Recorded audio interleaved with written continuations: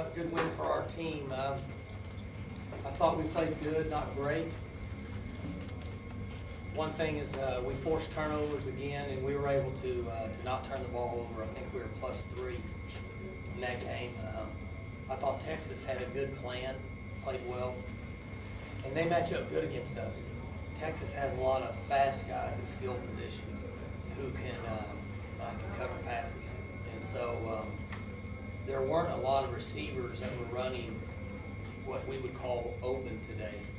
When we were able to complete some throws, they were covered fairly well, and then we dropped more passes today than we have in any other game this season. I think 5, and a couple of them were pretty big plays. So again, I thought we played good, not great. I thought the defense continued to make big plays in the second half like they have throughout the season. Forced turnovers, we had a couple sacks. We took a blow to the face there when we got the safety, and then had to kick off and back up, and they had the ball in the 41, and our defense came out and got a big stop and turned the momentum the other way. So it was really, really a big series for us. And then I was proud of the way at the end of the game that our offense was able to get in 3 backs and get 2 or 3 first downs, move the ball down the field. I would have liked to have been able to get the 4th and 1. That's where we need to grow as a football team. We're better at it than we were last year, but we're obviously not the finished product. So it was a good win for us, and it's not easy playing down here. No matter what anybody says, still a lot of people here, still a lot of guys on the other side of the ball that can run it, and it's a tough environment to be in. So I thought it was a really, really good victory for our team. It's back-to-back victories. Tough it is after some years with bad luck and just the ball not falling always U's way. Now you have 2 in a row in Austin. Comment on that? Well, I think that again, I'll say that I know in Coach Brown's eyes, in my opinion, and probably Texas, they don't feel like they're where they want to be. They're really young. From what we see, they're going to have a chance to be pretty good next year with these players that they're using as they mature. But again, and not to repeat myself, but it's not easy to come down here and win. And they're a much better football team this year than they were last year. Last year, when we came down here, in my opinion, they were really reaching, and it was a much easier task for us. This year, they've made some changes and obviously played much better. They went with 1 quarterback. He's very athletic. It's tough to get your hands on him and get him down. I thought for the most part, for a young player, he played pretty well. And again, I'm not in their camp, but it looks like they may have established who they want to play quarterback and then move it in that direction, which may have helped them in this game. Mike, was this a situation where the bad news is you didn't play very well, the good news is you didn't play very well, you still won by 12 at Texas? I mean, is that how you look at it? And without saying that, with all due respect, that we played good. And again, they haven't given up the game down there, and they still can make some plays. And so to maintain a high level of play for what would be 13 games is what coaches worry about. You stay up here and then you come down some. You're dealing with 130 guys. You travel 70 of them, and you play about 40. And to keep that intensity up for 4 months is not easy. So when you travel on the road and you play a team that's ranked in the top 25 and you win, you got to get your victory and pack up and get out of here as fast as you can. Coach, can you elaborate a little bit more on the goal line stand where you stopped them right before they got the touchdown, and then forcing the fumble? Those were kind of two big defensive plays that really won the game for you. Yeah, they really were. Our defense again made a big play, and I'm glad you brought that up because I should have already said something about that. But we had 2 big stops there, and when they get into that bunch set with tight ends and a bunch of wings over there, with the Wildcat player, the little back, and then the quarterback who's very athletic, it's difficult to stop him. And we covered the pass and made a good play, and then obviously stopped. The second time I think they threw it, we stopped them on the 1 yard line or half-yard line. So those were big. Even though we stubbed our toe there by taking the safety, that momentum was huge at that time, and obviously took points off the board for them. Mike, you talked about being better now than you were last year. Were you talking about just on the 4th and 1 type plays, or what do you see that? Us? Yeah. Well, no, I was referring to Texas. I mean, they were asking about winning in Texas. Their team was better, and when you watch tape on them, their skill players and their scheme and what they're doing and they're just young. But earlier, I talked about our offense not being as good as we need to be. We're better on the short yardage. You're talking about our 4th and 1, Yeah. I'm sorry. Yeah. We're better than where we were last year, but we still got a lot of work. And one of the disadvantages of our style of offense is there's not a lot of short yardage work based on a certain number of reps that you can get each week in practice in order to keep your players' legs fresh. You can't just go out and practice a new formation. We don't think so. And then teach them how to do all that. So we're better at it, but we still need to improve. We have to be able to finish the game on 4th and 1. That one 4th and 1 play is pretty good, right? That was a good one. And so the only suggestion I had all day, Barry, was I said run the one that scored earlier, and we did, and it didn't work. So I guess it wasn't a good call, but we had that one blocked up nice, and they were in zero coverage and trying to run through, and that's the disadvantage of defense whenever you're trying to bring pressure and run guys through the gap. One guy gets knocked out of the gap, it's a touchdown, and the second level defenders. Jeremy Smith looked like an every down back today, didn't He played good, and each week, and I've shared with you guys and also the team, we never know who's going to be the guy that makes big plays for our offense. And we have so many weapons that they have to continue to play unselfish, and Jeremy's just kind of been there the last few weeks. We haven't needed him because of the way people have tried to defend us. He was huge today. So it's important for us to make sure that we have all those guys ready and take advantage of whatever they give us. Mike, you guys are 6-0. You know, you're in the top 6, top 5. Do you think this program is good enough to be in the national title conversation right now? Oh, I don't know. I mean, honestly, I know it's coaches talk, but I'm just worried about Missouri. I think that we're a legitimate top 10 team, in my opinion. I think there's 3 teams in the country that when I watch them statistically, and the little bit that I've seen of them, are really, really good football teams. And then I think there's 6 or 8 other teams who could probably win on any given field on any given day if they took care of the football and didn't give up big plays. So if our players will continue to buy in and avoid distractions and work hard, they'll have a chance if they just stay with it. Who were the 3? Well, I think I agree with everybody else. I think when you look at statistics, what's happening again, you know, I don't know if anybody cares, but Alabama and LSU and Oklahoma are playing better than anybody in the country right now, in my opinion, because they're playing really good on defense and they're scoring points. You know, we've got another month and a half of this thing to go, but I don't think there's any question that they deserve to be where they're at right now. On that, the first Jeremy Smith run, did you catch him? Did you go real early in the play clock on that one? Did you catch him a little early? Was it a quick snap? On which one, Bill? The 30-yarder by Smith. On The fourth touchdown? down run, yeah. It just seemed like a you real. know, it was a quick snap. I don't think we caught him off guard, but when I looked at the point of attack, there was a couple guys that weren't set. Now, I don't know, it wasn't caused because of us, but I don't know if the alignment, they hadn't seen that alignment in weeks and weeks, and I don't know if they got set quick enough. Coach, Comment on Jamie Blatt. It looked like he had a really good game for you. He played well. He made plays. Nigel played well early in the game and was making some plays for us. But Jamie gave us good effort and did a nice job of forcing the pressure there on the edge.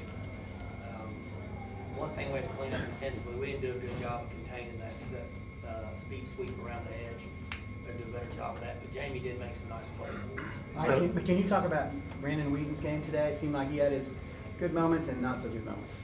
Well, I thought he started out kind of sluggish and slow, and then again, they had a nice plan, and so we had to make some adjustments to put ourselves in position to have success there offensively.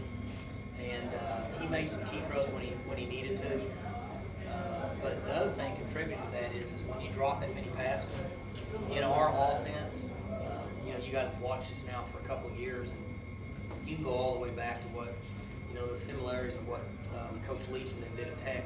when they're dropping passes, it really slows down your momentum and your rhythm is not there. And for us, a lot of our passes are what most people consider running plays. So instead of it being 2nd and 4 or 3rd and 2, it ends up being 2nd and 10 or 3rd and 10. And so it takes us out of rhythm. That contributes to some of his issues.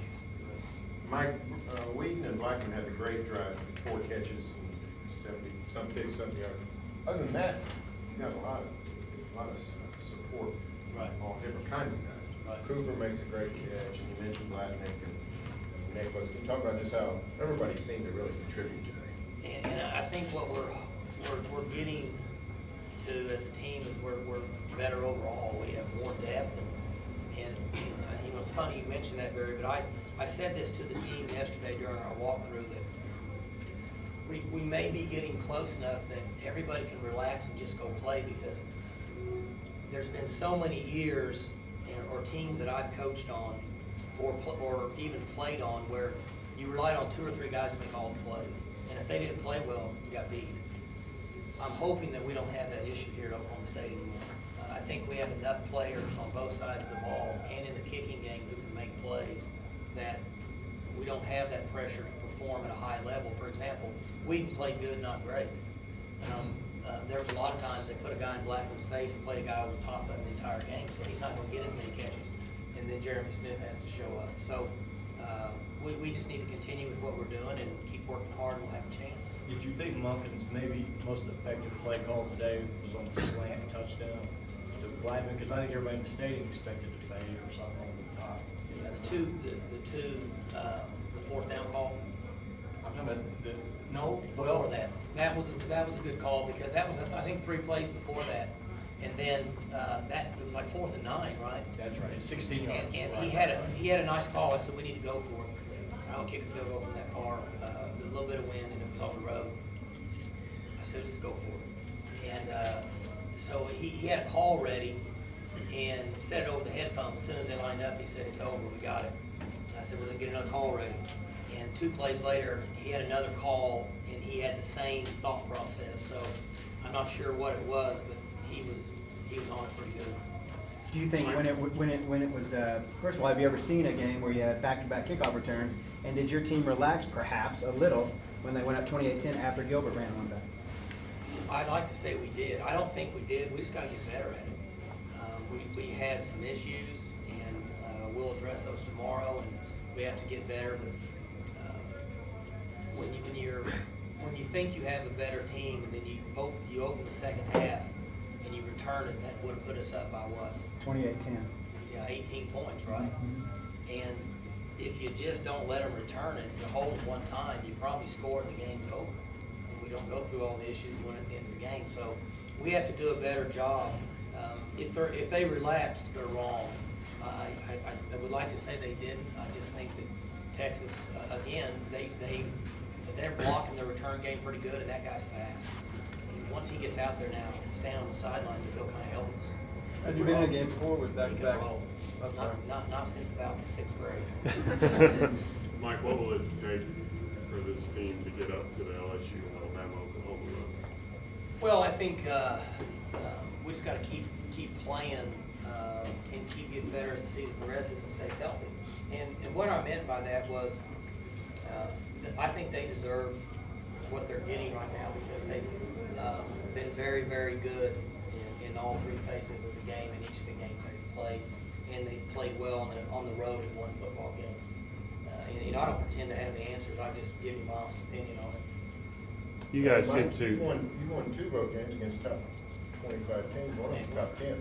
Well, and you're right, Barry, and I think we have a good football team. If I was a voter, but that's the way I would vote at this time by the way it's fallen. But we all know we got 6 more weeks of it, so. Your defensive stats aren't very good for the season as a whole. Of course, if it's blowouts and 13 guys out there in the second half, obviously, most games. But I would think this is about the 10th time in 3 years we've really had a game ball kind of game, or good calls or the defense. Can you just talk about that a little bit? And did you hear on the headset when he called that blitz there at the end of day 1? Yeah, the best thing I've done, Bill, is quit talking to the defensive coaches. It's one of the best things I've done as a head coach, because all they do is disrupt them. And in the last couple weeks, I haven't said anything to them, and so I just listen, and they work really well together. You know, Jason and Joe and Glenn's in the box and Bill, they communicate well. Bill's strongest point is he doesn't get flustered, and he takes it all in. And so he's done a good job, and you know, he's not a self-promoter. You don't hear a lot about him because he doesn't want himself in the public eye. He just likes to do his job and coach his guys and then go home. And statistically, we're very average on defense now, but I think we were our scoring defense was given 27.1 coming into this game. You guys probably know better than me. I think it was pretty close to that. If you go back and look, there's a certain number of points you can take away based on what we were doing at that point in the game.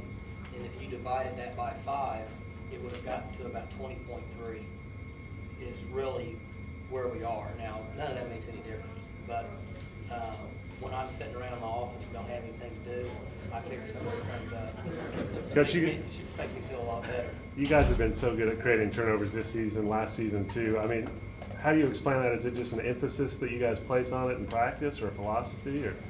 I will say that we emphasize turnovers.